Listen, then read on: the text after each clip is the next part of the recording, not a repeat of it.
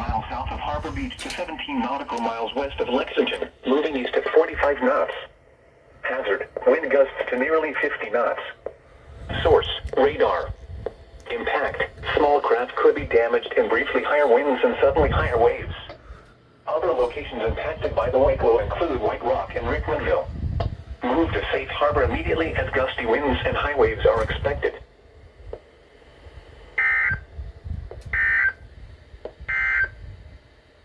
These are the 10 a.m. observations for Tuesday. At Detroit Metro Airport, a thunderstorm was reported.